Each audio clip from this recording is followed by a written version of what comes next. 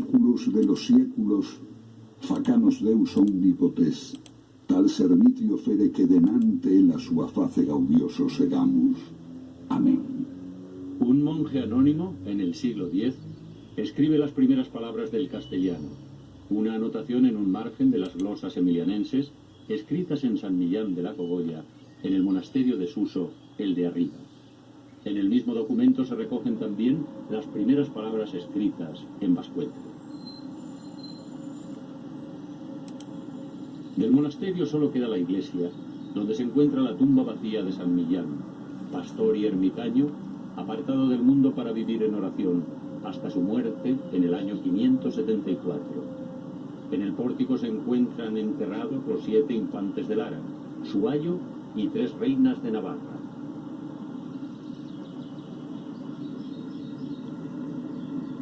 En el siglo XI, bajo el mandato de García Sánchez, se baja el monasterio al más accesible yuso, el de abajo.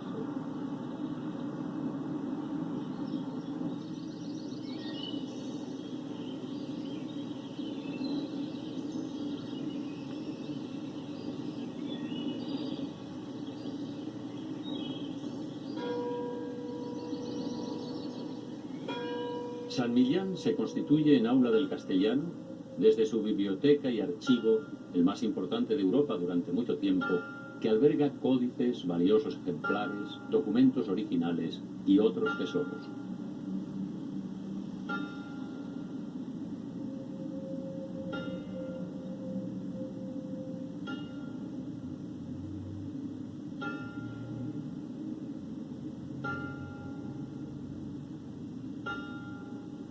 Es aquí en el siglo XIII donde Gonzalo de Berceo escribe los primeros poemas en castellano. De un otro milagro vos querría contar que cundió en un monje de hábito regular. Quísolo el diablo duramente espantar, mas la madre gloriosa sopo de novedad.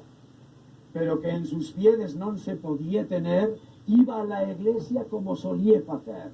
Quísolo el diablo tan callada poner, que a bien se lo cuidaba res mientras vencer. ¿Habéis podido el monje la palabra cumplir? Veno Santa María, como solía venir, con un palo en mano por al león ferir, metióse en medio e empezó a decir. Empezóle a dar de grandes palancadas, no podían las menudas escuchar las granadas. Es un gran escribidor, no en vano está considerado pues el... ¿Le entendieron? Así sonaba el español antiguo. Hay algunas palabras que sí se entienden al instante, pero otras van cambiando. Por ejemplo, eclesia suena a iglesia. Bueno, vamos a seguir viendo y ahorita lo comentamos. Primer poeta en lengua castellana. Y por otra parte, echa también mano de todo lo que es la tradición juglar más popular. Por eso, a mí lo que más me interesa de Gonzalo de Berceo, y está desde el punto de vista dramático y de puesta en escena, pues son los milagros de la Virgen, ¿no? Donde efectivamente se condensa esto y donde nos damos cuenta por los argumentos que toca mucho y muy directamente pues a la picaresca. Lo que es claro es que los milagros también fueron cantados por los juglares, ¿no? Quiero hacer una prosa en román paladino, ¿no?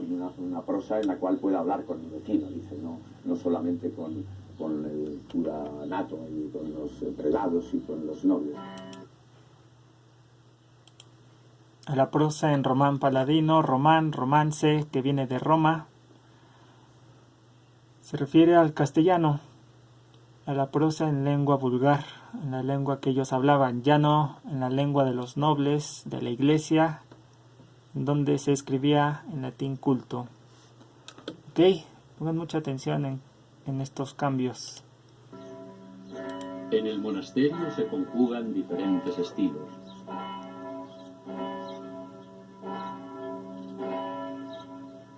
Destaca en el interior de la iglesia el coro bajo de estilo greco-romano.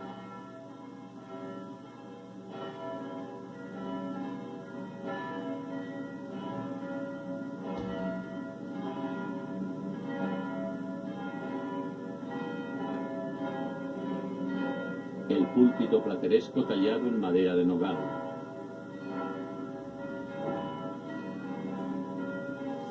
Y especialmente el retablo del altar mayor, que incluye 8 valiosas pinturas de Juan Rizzi.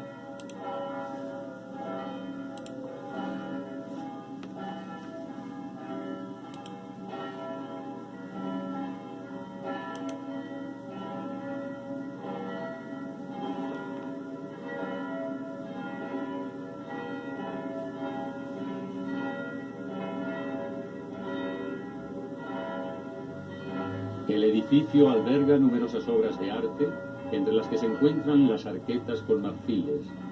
En la de San Millán, del 1067, están depositados los restos del santo. Estas piezas maestras de la hebraria hispana medieval muestran influencias bizantinas, pero enclavadas en la tradición mozárabe.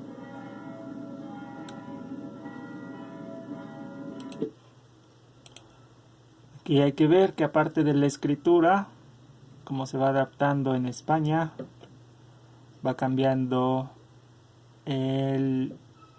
la forma de hacer arte de una forma romana a una forma árabe, porque recuerden que España estuvo ocupada por los árabes también. De hecho, por eso tenemos palabras de origen árabe. Vamos a seguir viendo un poquito más. La otra arqueta, de menores dimensiones, contiene los restos de su maestro, San Felices, y es obra del 1090. Los techos de la sacristía del siglo XVIII conservan la riqueza de su color original y no han sido nunca restaurados. La estancia está repleta de altorrelieves, tablas, lienzos y cobres. No sé si puedan ver la imagen. Es una imagen muy representativa en estas fechas. Como pueden ver, tiene un origen árabe y bizantino, un origen romano y árabe. Ok, sigamos. Las palabras escritas de la nueva lengua mestiza, surgidas de este monasterio de La Rioja, marcan la importancia que para la nueva cultura tendrán los monasterios riojanos, por donde se depura y se difunde la nueva lengua a través del mester de clerecía.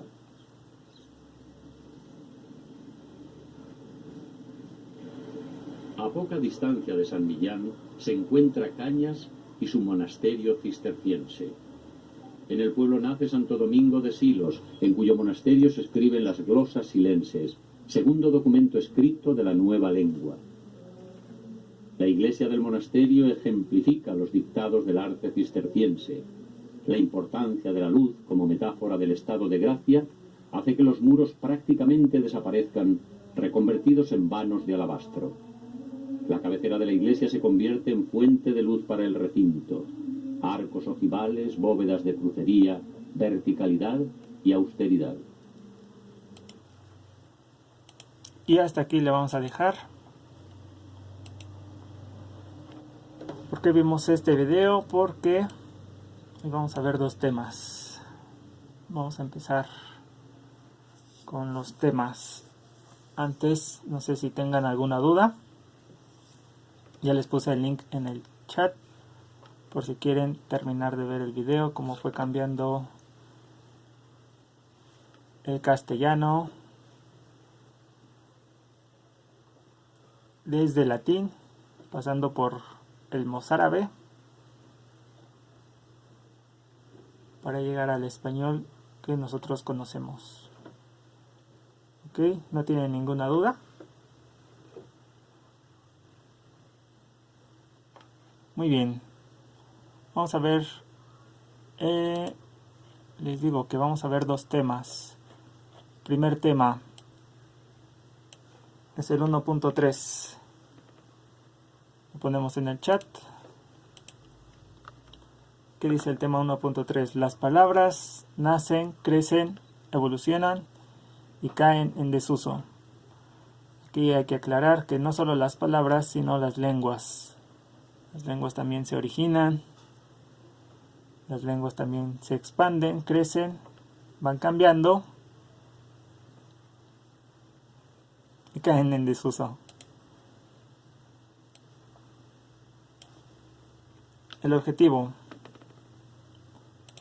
de este tema consiste en analizar la diversidad, el dinamismo,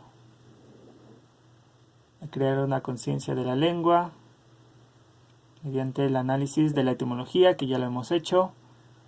Ya hemos analizado de dónde vienen las palabras, su origen, cómo se van adaptando, cómo se van multiplicando las palabras, y también su estructura. Vamos a analizar la estructura de las palabras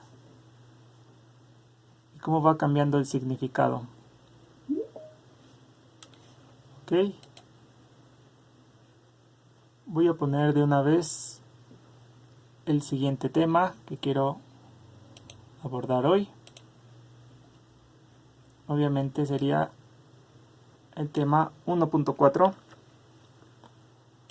Lo pongo en el chat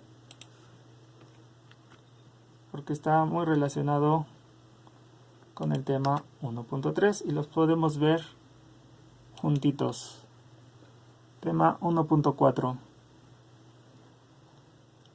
Cambios fonológicos, morfológicos, semánticos, pragmáticos en el uso de nuestro lenguaje. Entonces, ¿qué nos dice el tema 1.3? Que las palabras cambian. ¿Qué nos dice el tema 1.4? Que esos cambios se producen a diferentes niveles. Ahorita vamos a profundizar en estos niveles, ¿sale? Espero que hayan puesto atención. Por ejemplo, en eclesia, en español antiguo, en román paladino, en esa lengua romance castellana, eclesia cambia la letra I para que nosotros pronunciemos iglesia, ¿no? También la C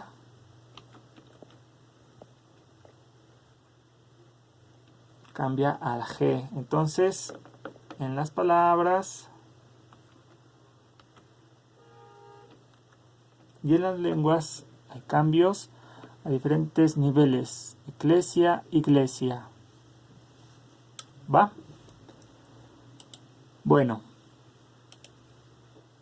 El objetivo del tema 1.4 es distinguir los cambios fonéticos, morfológicos, semánticos. ¿A qué nos referimos con cambios fonéticos?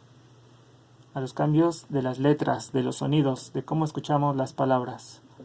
¿A qué nos referimos con cambios morfológicos? A la estructura de las palabras.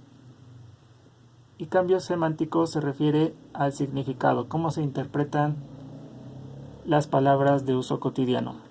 ¿Ok? Entonces vamos a enfocarnos en estos niveles. Voy a ponerles la primera imagen. Vamos a ver que la lengua tiene varios niveles. Abrimos la imagen y en primer nivel nos encontramos un sistema piramidal. Primer nivel de las palabras. Las palabras se componen por fonemas, es decir, por letras, por sonidos. Por eso está en el primer nivel. Un sonido más un sonido crea una distinción de letras. La letra I, la letra E son distintas y se pueden fusionar para pasar al siguiente nivel. El nivel de los morfemas. ¿Ok? Los morfemas se refiere a la estructura silábica. Un fonema más un fonema es igual a un morfema.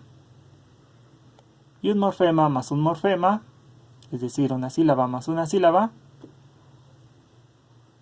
nos da una palabra. La palabra, la sílaba y el conjunto de palabras nos da una frase, un grupo sintáctico.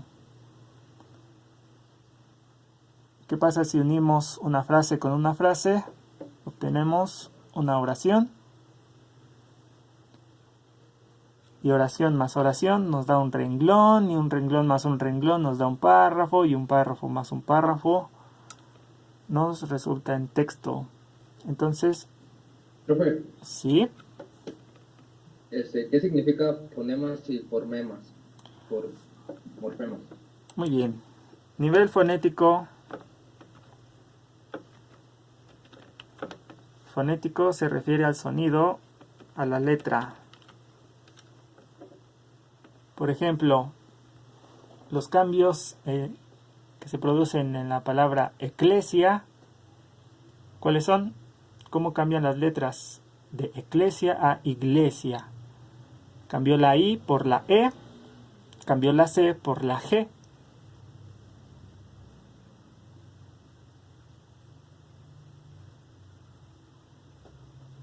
¿Ok?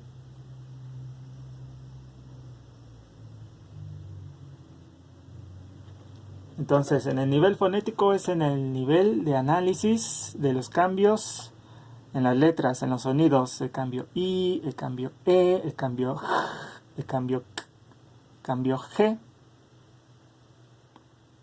Es el primer nivel. Que componen los fonemas, componen las letras. Y que componen las letras, componen las palabras. El cambio morfológico o de los morfemas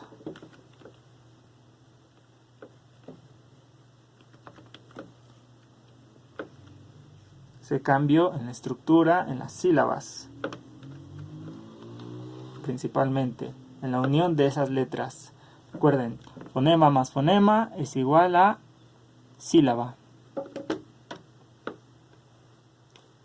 Entonces las palabras, como nos muestran estos dos temas, las palabras cambian, evolucionan a diferentes niveles, a nivel de las sílabas o a nivel fonético. ¿Ok? Entonces tenemos fonema más fonema es igual a sílaba. Sílaba más sílaba es igual a palabra. Fonema es igual a letra, a sonido.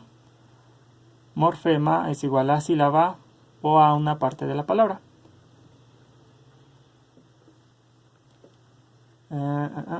Distinguir cambios fonéticos, morfológicos y semánticos. Bueno, semántica se refiere al cambio del significado. Semántica es sinónimo de significado. Se los pongo también en el chat. ¿Va? Entonces, vemos que tanto en el título de los temas 1.3 y 1.4 como en los objetivos se mantiene lo mismo. ¿Qué vamos a analizar? ¿Qué vamos a distinguir? Los cambios. Las lenguas cambian. Pueden cambiar en estos niveles si es una lengua culta. Recuerden que las lenguas cultas se distinguen porque son escritas. ¿Cuál es el último nivel de la lengua culta? El de los textos. Después de las oraciones siguen los textos, ¿ok?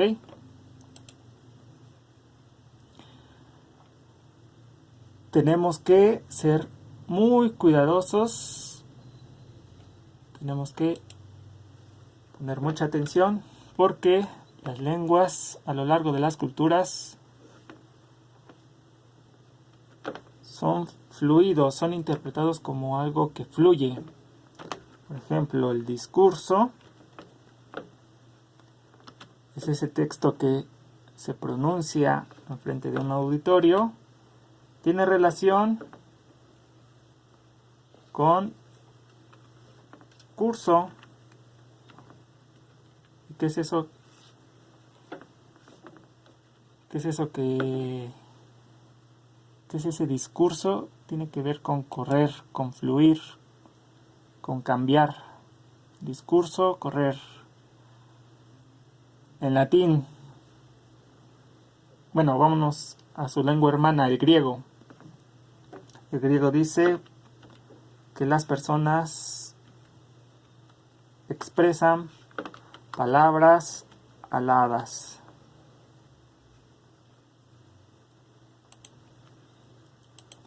Palabras que se esfuman cuando se pronuncian. ¿Ok? Y también los poetas griegos hacen una comparación entre el poema y la carrera de caballos. A ese flujo, a esa carrera, a ese correr, a ese discurso. ¿Ok?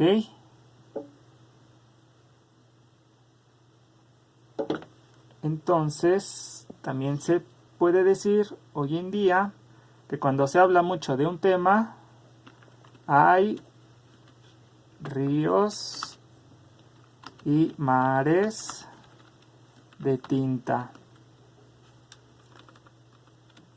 Cuando dicen sobre el lenguaje inclusivo, se han escrito ríos y mares de tinta. A partir de esto podemos comprobar que la lengua se está interpretando como un fluido, como algo que va fluyendo, va moviéndose a lo largo del tiempo. Y por último, los latinos, los romanos, tenían un dicho: verba volant,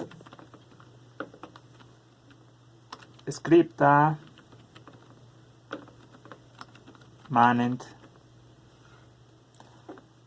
¿Qué quiere decir verba vola scripta manent? Quiere decir las palabras vuelan, refiriéndose a ese registro hablado, a esas palabras populares. Pero, a diferencia del hablado, el registro culto, los escritos permanecen.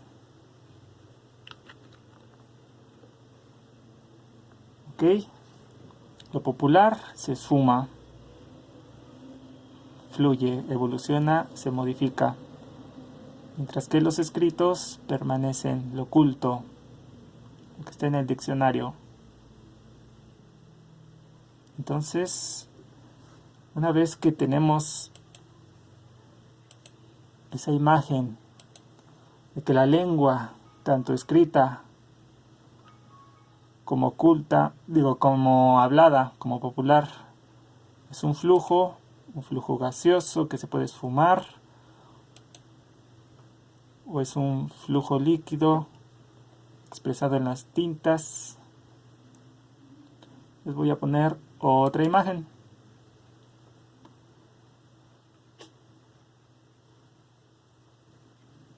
Donde observamos los fonemas, las letras, que el conjunto de fonemas van formando los morfemas, las sílabas, el conjunto de sílabas van formando las palabras,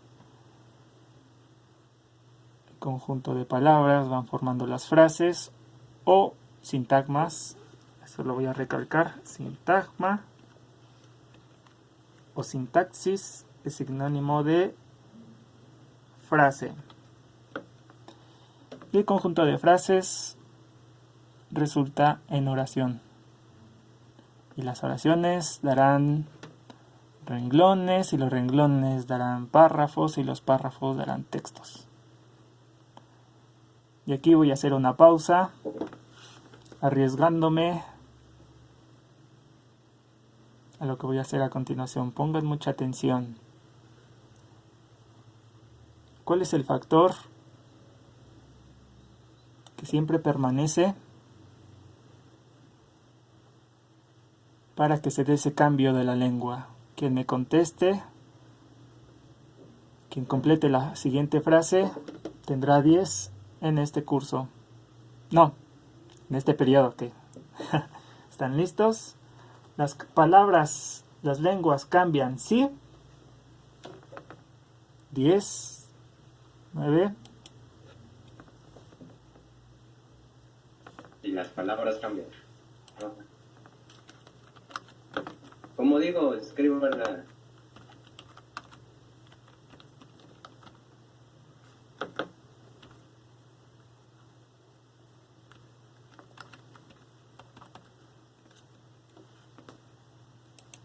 Las palabras, las lenguas cambian, sí.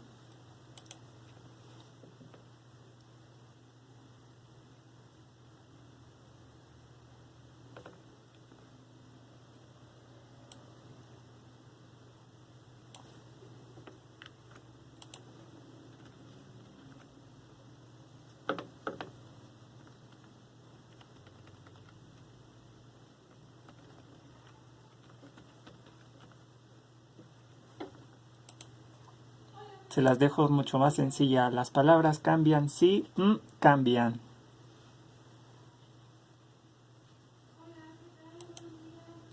Diez, 9, 8, 7, 6, 5, 4, 3, 2, 1, 0. Nadie se ganó el 10 en este periodo. No se preocupen. ¿En serio, no? Las sociedades. Estoy pensando. Híjole, casi, Darío. Muy bien, Darío, estás cerca. De todas maneras, yo sé que tú vas a aprobar el examen. Y además has entregado tus tareas, entonces ni modo. Las épocas y también por ahí va.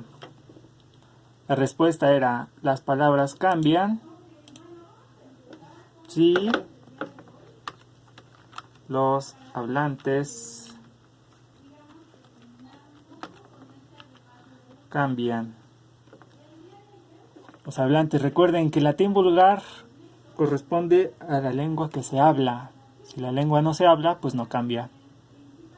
Entonces ese factor común, ese factor constante, radica en los hablantes. Y pues los hablantes obviamente están... Obviamente no es 10.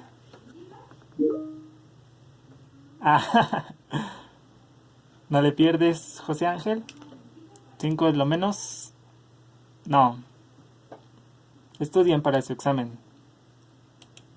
La verdad se me arriesgó mucho. Vamos a ver Vamos a ver otra piramidita. Otra pirámide. Les comparto en el chat. Referente a los hablantes. Los hablantes son parte de una sociedad. Muy bien, Darío. También los hablantes son parte de una época. Muy bien, José Ángel. Entonces, les comparto la imagen donde tenemos en primer lugar, a nivel elemental, el habla. ¿Qué es el habla? Es la lengua de un individuo. Y obviamente los individuos son parte de una geografía, de una época, de una sociedad.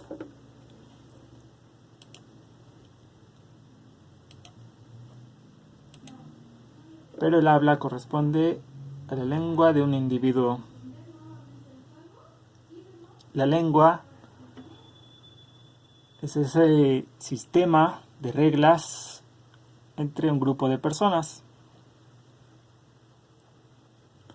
El lenguaje es esa habilidad ya de todos los seres humanos. Pero la comunicación es un proceso que va más allá. La comunicación no solo corresponde a los humanos, sino también a los animales. Incluso se sabe que los árboles, algunas plantas, pueden comunicarse. Es un proceso universal. ¿Ok?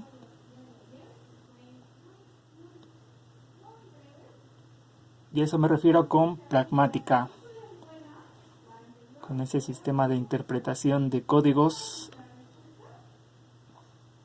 que resulta en la comunicación.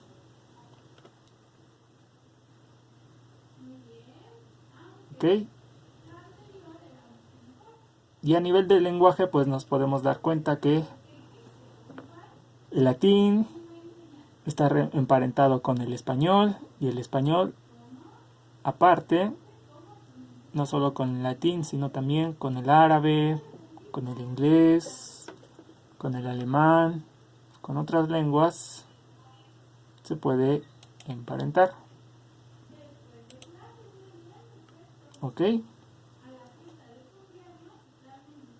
¿Hasta aquí tienen alguna duda?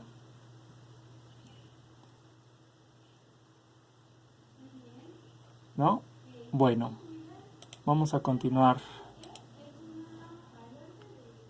En primer lugar, sabemos que si el hablante evoluciona, si el hablante crece, si el hablante se mueve, por ejemplo, desde Castilla hasta España, entonces su vocabulario, su léxico, va a cambiar. Recuerden que el objetivo de esta materia consiste en adquirir léxico, aprender nuevas palabras. Dije, vamos a ver los cambios fonéticos en primer lugar.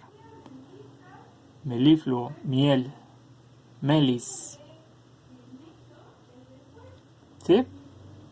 Vamos a ver el otro ejemplo. ¿Qué palabra sigue? Sigue inefable. Inefable es algo que no se puede hablar. Inefable viene de fablar. Y fablar, ¿qué le suena? La F a veces se intercambia por la H. Recuerden la palabra que vimos al principio de este curso, formica. ¿Qué es una formica? Cambien la F por la H y tendrán la respuesta.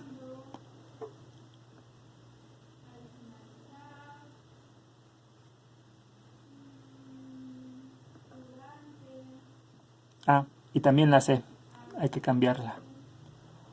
Una formica, casi. Sería hormiga.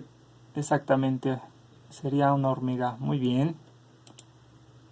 Entonces, si van viendo que en las palabras, conforme se van usando, van cambiando de letras.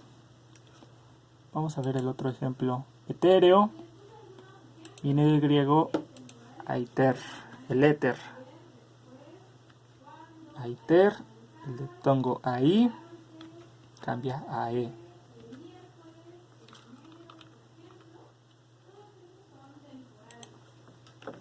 Etéreo es algo que es volátil.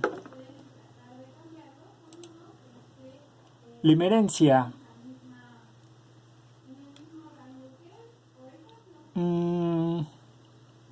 Pues básicamente es una palabra dominguera porque yo no la puedo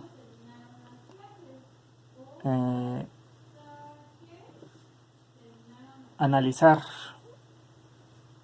así como las palabras anteriores. Serendipia igual viene de una diosa de la fortuna. Arrebol tiene que ver con el color rojo. Iridiscencia, esa sí la podemos analizar. Tiene que ver con el iris. Ese fenómeno óptico, el iris de los ojos, el arco iris. ¿Ok? Elocuencia se relaciona con locución. Elocuencia tiene relación con locutor. Alguien que habla bien. Alguien que habla como en el radio. Muy bien, seguimos. Efímero. Es algo que caduca. Pero un antónimo sería inmarcesible. Inmarcesible dice que no puede marchitarse. Entonces, in es una negación que podemos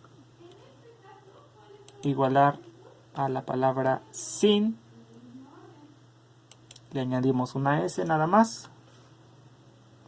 In es sin. Marcesible.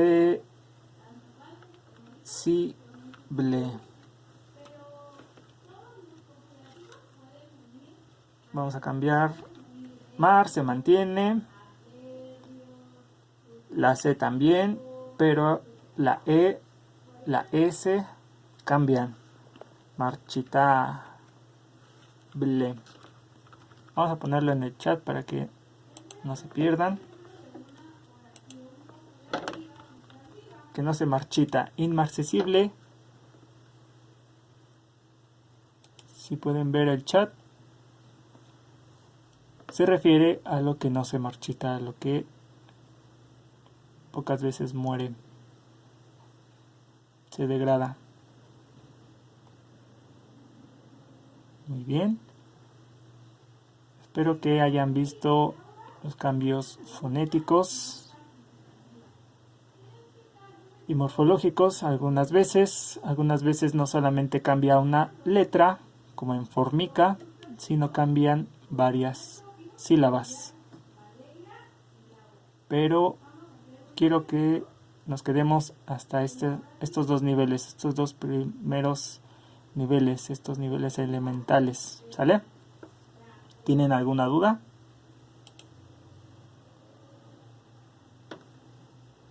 ¿No? Muy bien. Entonces, pues nada más nos quedaría hacer una actividad relacionada con estos dos temas el viernes. ¿Va? Si no tienen ninguna duda, si todo les quedó muy claro, le dejamos hasta aquí. Nos vemos el viernes. Cuídense mucho. Chao.